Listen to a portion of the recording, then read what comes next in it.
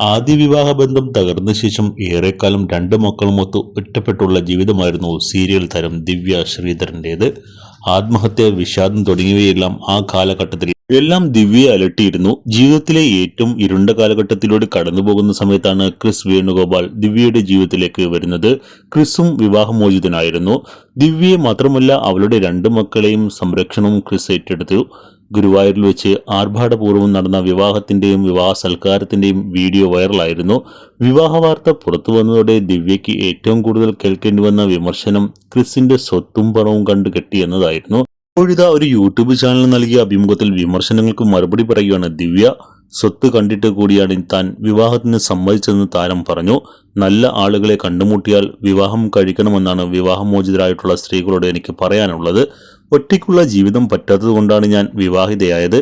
എവിടെ നിന്നും എനിക്ക് സപ്പോർട്ട് ഉണ്ടായിരുന്നില്ല.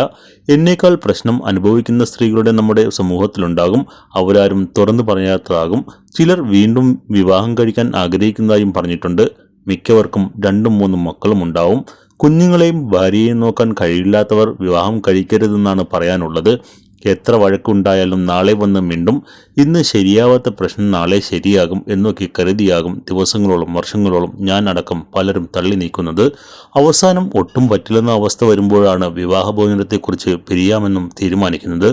ഇപ്പോഴുള്ള ആളുകൾ ഒന്ന് പറഞ്ഞാൽ രണ്ടാമത്തെ ഡിവോഴ്സാണ്. ഞാൻ പറഞ്ഞത് എന്നെപ്പോലുള്ള ആളുകളുടെയും എൻ്റെയും കാര്യമാണ്. ഞാൻ അനുഭവിച്ചതുപോലെ പങ്കാളിയുടെ അടിയും കുത്തും കൊണ്ട് അടിമയെപ്പോലെ കഴിയുന്നവർ ഇപ്പോഴുമുണ്ട്. പറ്റില്ലെന്ന് തോന്നിയാൽ വിട്ടേക്കുക, എന്നിട്ട് ഒറ്റയ്ക്ക് ജീവിക്കുക. അതും പറ്റിയില്ലെങ്കിൽ നല്ലൊരു പാർട്ണറെ കണ്ടെത്തുക. അതൊന്നും ഒരു തെറ്റല്ല. മക്കൾ വിവാഹം കഴിക്കാൻ പ്രായമായവരാണെന്ന് ചിന്തിക്കേണ്ടതില്ല. ഒരു സമയം കഴിയുമ്പോൾ അവർ അവരുടെ കാര്യം നോക്കി പോകും. കെട്ടിക്കാൻ പ്രായമുള്ള മോളില്ലേ എന്നായിരുന്നു എനിക്ക് വന്ന വിമർശനം. അതിന് എന്താണ് കുഴപ്പം? മക്കൾ ഉള്ളവർ വിവാഹം കഴിക്കുന്നത് തെറ്റാണോ? അവർക്ക് നല്ലൊരു വസ്ത്രം ധരിക്കാൻ അവകാശമില്ലേ എന്നാണോ?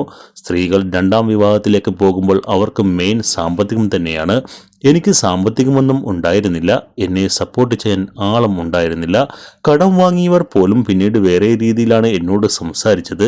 ഞാൻ കല്യാണം കഴിച്ചപ്പോൾ കേട്ട കമന്റ് കിളവന്റെ പണം കണ്ടു കിട്ടിയതാണെന്ന് ശരിയാണ്. കുറച്ചൊക്കെ അതും കാരണമായിട്ടുണ്ട്. പക്ഷേ എനിക്ക് ഇത് വേണം എന്നൊന്നും പറഞ്ഞ് വാശി പിടിച്ച് ഏട്ടനെ കൊണ്ട് ഒന്നും വാങ്ങിപ്പിച്ചിട്ടില്ല. പിന്നെ വലിയൊരു വീടുണ്ടെന്ന് കരുതി ആർക്കും സുഖമായി ജീവിക്കാൻ കഴിയില്ല. പണിയെടുത്താലേ പറ്റൂ, അല്ലാതെ ഡിപ്പോസിറ്റൊന്നുമില്ല. വീടുണ്ട്, കണ്ണൂരിൽ കുറച്ച് സ്ഥലമുണ്ട്, 2-3 വണ്ടികളുമുണ്ട്. അതുകൊണ്ട് സ്വത്ത് കണ്ട് കെട്ടി എന്ന് പറയാൻ പറ്റില്ല. സ്വത്തുണ്ടെങ്കിലും പണിയെടുത്താലല്ലേ ജീവിക്കാൻ പറ്റുള്ളൂ. ഏട്ടന്റെ അച്ഛന്റെ വിയർപ്പാണ് ഞങ്ങൾ താമസിക്കുന്ന വീടെന്നും ദിവ്യ ശ്രീധർ പറഞ്ഞു.